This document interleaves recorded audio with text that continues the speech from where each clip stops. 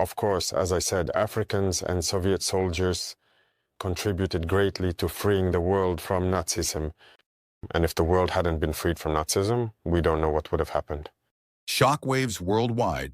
Ibrahim Traoré's explosive showdown with UN official. In a world already shaken by political turmoil, few moments stand out as powerfully as the one we're about to uncover. Ibrahim Traoré, Burkina Faso's fiery young leader, faced off against a top United Nations official in a confrontation that left the global stage stunned. What sparked this explosive exchange? Was it a clash of values, a defense of sovereignty, or a deeper battle between Africa's new wave of leaders and international institutions? Today, we break down exactly what happened, why it matters, and how the shock waves from this moment are still being felt across the world. Let's uncover the whole story. The clash at the UN, what happened? The showdown took place during a United Nations General Assembly session, where Traoré delivered a powerful speech that challenged the status quo. According to reports, he directly addressed a UN official, criticizing the organization's approach to African nations and accusing it of siding with Western powers to maintain control over the continent's resources and politics. His words were sharp and unapologetic, calling out what he described as hypocrisy in global governance. Traoré argued that the UN often fails to represent the interests of African nations, instead serving as a tool for powerful countries to enforce their agendas. This wasn't just a speech, it was a bold declaration of resistance. Traoré's remarks targeted not only the UN but also specific Western nations, including the United States and France, which he accused of meddling in Burkina Faso's affairs. The confrontation escalated when Traoré responded to criticisms from a UN official who had questioned Burkina Faso's governance and resource management. Traoré didn't hold back, delivering what many described as explosive words that silenced the room and reverberated online. Videos of the event, shared widely on platforms like YouTube, show Traoré speaking with passion, emphasizing African self-reliance and rejecting external pressures. Why Traoré's words struck a chord? Traoré's speech wasn't just about one moment. It tapped into a growing frustration among many Africans and global supporters who feel that Western powers continue to exploit the continent. His message of African unity and sovereignty resonated deeply, especially with younger generations who see him as a symbol of resistance against imperialism. Social media platforms, including X, exploded with reactions, with users praising Traoré's courage and calling him a voice of the people.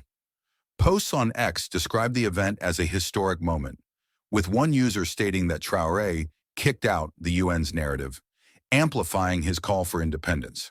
The timing of this clash was significant. Traoré's leadership comes at a time when Burkina Faso, along with neighbors Mali and Niger, is pushing back against decades of foreign influence. These countries have faced ongoing challenges, including jihadist insurgencies and political instability, often worsened by external interventions. Traoré's stance reflects a broader movement in the Sahel region, where leaders are forming alliances like the Alliance of Sahel States to prioritize African solutions over Western ones. His speech at the UN was a public rejection of the old systems of control, making it a rallying cry for those who want a new independent Africa. Global reactions, support, and controversy. The showdown sent shockwaves far beyond the UN. Across Africa and the diaspora, Traoré's words drew strong support. In Burkina Faso, thousands rallied in Ouagadougou on April 30th, 2025, waving flags, chanting, "Long live Captain Traoré," and condemning Western critics. A striking placard defacing a U.S. general's photo captured the anger toward foreign accusations. Online, support was even louder. Ghanaian rapper Sarkodie tweeted, "God protect Ibrahim Traoré," a message amplified by U.S. rapper Meek Mill, showing Traoré's reach beyond Africa.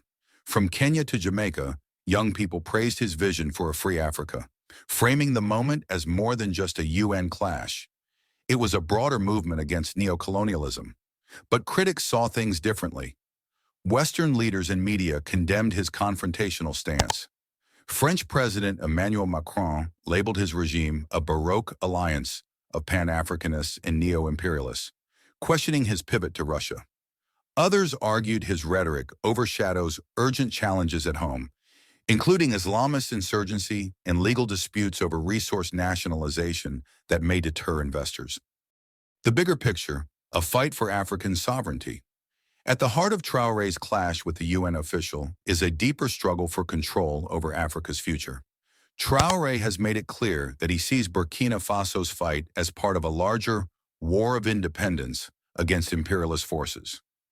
In a speech in Zinyaré, he described the conflict as driven by imperialist logic rather than just terrorism, urging citizens to commit to national sovereignty.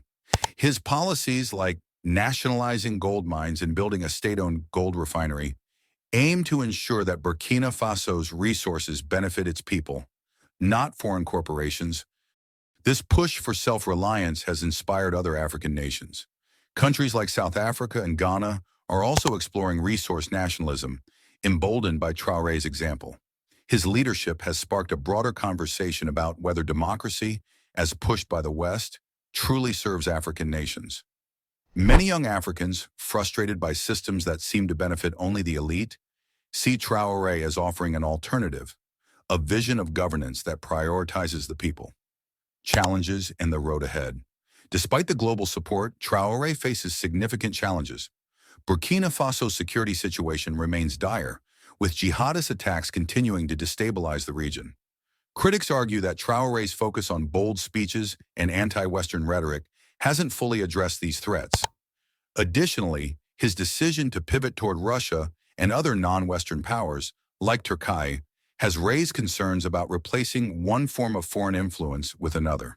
For example, Burkina Faso recently granted a gold mining license to Russian firm Nordgold, a move that some see as trading one partner for another rather than achieving true independence. The international community is also watching closely. The UN and Western powers have expressed concern over Traoré's rejection of their influence, with some hinting at potential sanctions or interventions. Meanwhile, the Alliance of Sahel States, which Traoré helped form, is pushing for stronger regional cooperation, but tensions with groups like ECOWAS could complicate these efforts. The road ahead is uncertain, but Traoré's resolve seems unshaken. In his own words, "We will never bend our backs in the face of adversity." Why does this matter now? Traoré's showdown with the UN official isn't just a single event. It's a symbol of a shifting global order. His call for African unity and self-determination has struck a chord with millions who feel marginalized by global systems. The viral spread of his speech, amplified by social media and endorsements from global figures, shows how one leader's voice can inspire a movement. At the same time, the backlash from Western powers highlights the challenges of challenging the status quo. As the world watches, Traoré's actions are forcing a reckoning. Can African nations break free from centuries of external control? Will the push for sovereignty lead to real change, or will it be stifled by internal and external pressures? For now, Traoré's explosive words at the UN have done more than spark debate.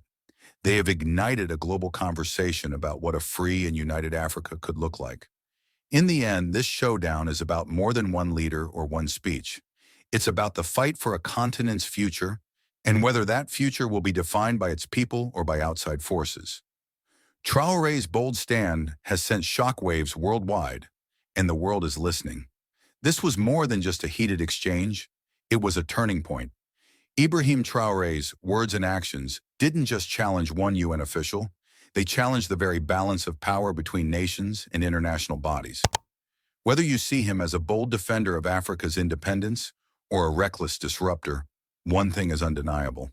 The world is now paying attention. What happens next could reshape global politics in ways we can't yet imagine.